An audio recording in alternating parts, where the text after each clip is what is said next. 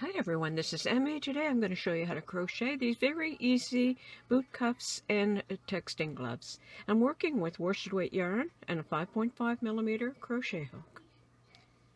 I'm doing the demo in this lighter color because it would be almost impossible for you to see the stitches if I worked in black.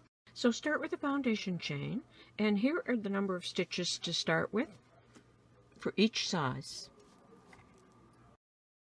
And after you have your foundation chain worked in the correct length, you're going to double crochet in the third stitch from the hook. 1, 2, 3. Double crochet. And then double crochet in each stitch all the way across the chain.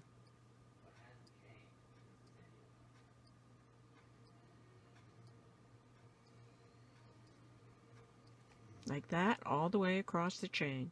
And I have worked across the chain, and this is what it will look like. So now I'm going to chain 2, 1, 2, and I'm going to turn.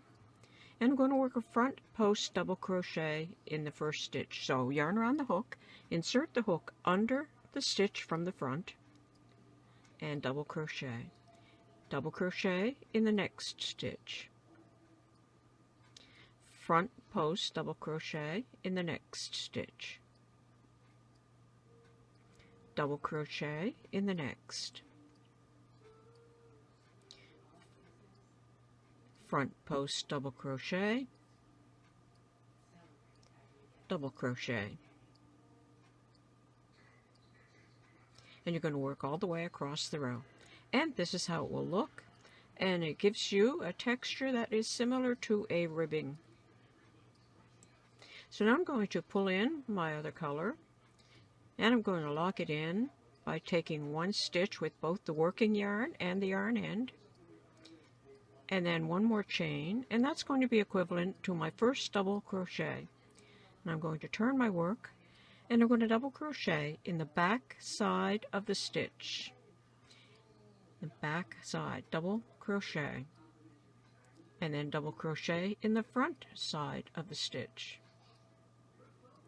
Double crochet in the back side of the stitch and in the front side of the stitch.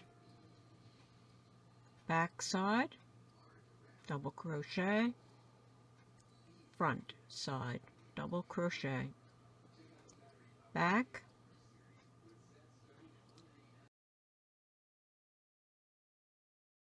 front, back, front. And you're going to work that way across the row. And here's how that will look.